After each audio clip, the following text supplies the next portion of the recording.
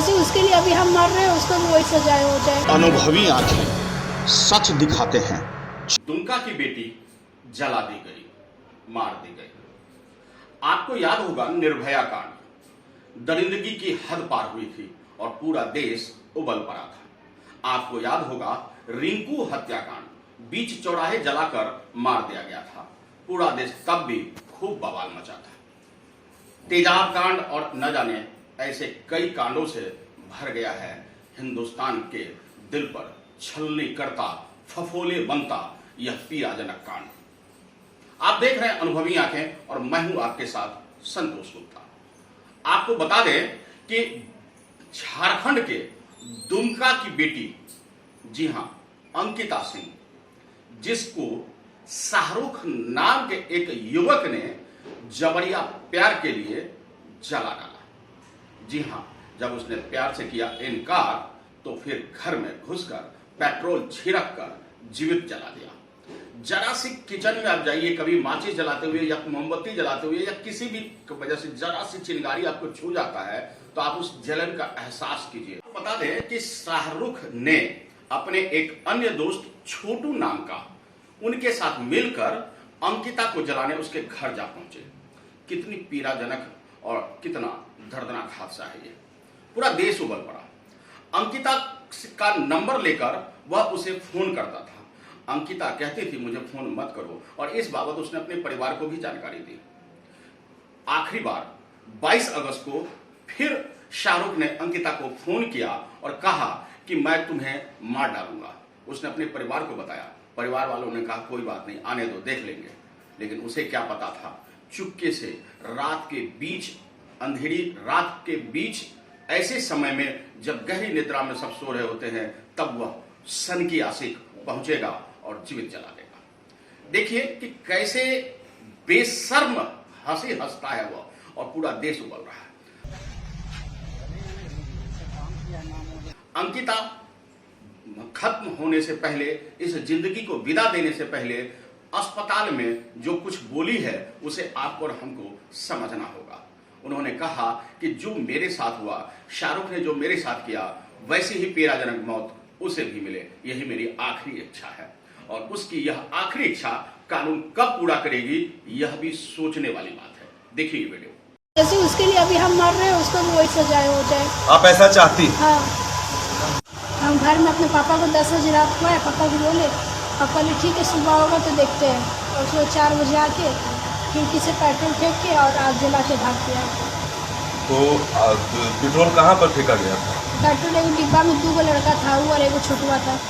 हम उसके साथ और एक लड़का हम था। खिड़की खोल के देखे थे। आप मुस्लिम बहुल क्षेत्र में रहती हैं? ना, वहाँ पर ज़्यादा मुस्लिम है वो कौन। नाम क्या है उनका? शाहरुख। और उसके साथ एक लड़का जो है? हाँ, छोटू। और आपको शरीर में कहाँ कहाँ प्रॉब्लम आया? सब जगह आया, टोटल जगह। अभी मुँह थोड़ा सा छोड़ा दिया। बाकी पूरा शरीर? जैसा कि आपने सुना कि अंकिता की आखिरी जुबानी कि उन्होंने कहा अंतिम इच्छा के तौर पे कि शाहरुख ने जैसे उसे जला के मार डाला है, वैसे ही पीड़ाजनक मौत उसे भी मिले। अब शाहरुख का क्या? पुलिस कस्टडी में देखिए शाहरुख किस तरह अपनी दरिंदगी, अपनी हैवानियत का मजा ले रहा है, हंस रहा है। वो बेशर्म हंसी की यह कौन सी पराकाष्ठा है। निश्चित रूप से यह निर्दयापन और यह निर्दयता निश्चित रूप से हम सबको दहला देगा। एक ऐसा युवक, ऐसा सन की आशिक जो जीवित जलाने के बाद, उसकी मौत की खबर मिलने के बाद भी बेशर्म हंसी हंस रहा है, यह क्या है? उसकी इस बेशर्म हंसी को जरा देखिए और महसूस कीजिए कि उसके अंदर कोई पछतावा नहीं है। और ऐसे युवकों की, ऐसे लड़कों की क्या हमारे समाज में जरूरत है? अगर नहीं तो फिर फास्ट ट्रैक की बात कह देने से फास्ट ट्रैक नहीं चलेगी। आपको बता दें झारखंड पुलिस ने कहा है कि फास्ट ट्रैक पे, इस कोर्ट पे इसकी जल्द से जल्द इस पर कार्रवाई होगी, उसे फांसी की सजा दी जाएगी। लेकिन आप जरा समझिए, जिस माँ बाप के सपने चकनाचूर हो गए, अंकिता को रांची अस्पताल में भर्ती कराया गया, जिंदगी का जंग हार गई वो, और उसके माँ बाप की वह इकलौती आशा थी।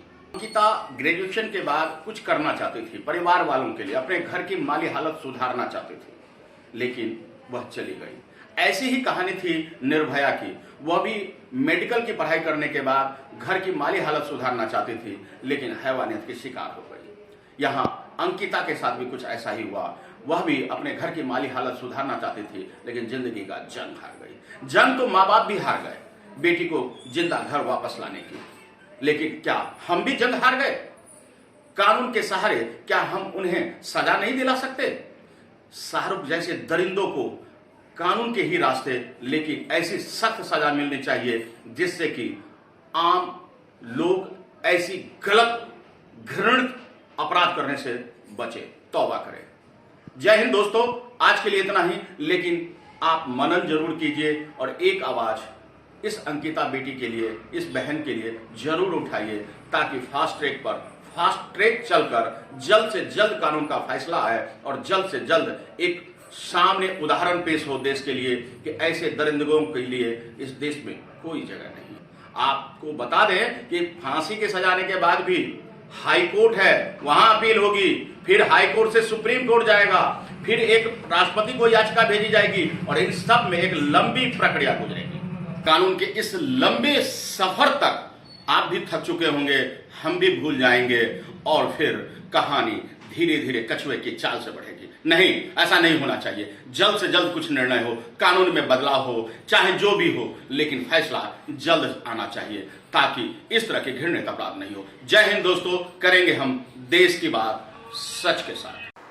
नमस्कार, मैं हूं संतोष गुप्ता और आप देख रहे हैं अनुभवी आंखें, देश की बात सच के साथ। दोस्तों, अनुभवी आंखें पर आपका भरोसा निरंतर बढ़ता ही जा रहा है।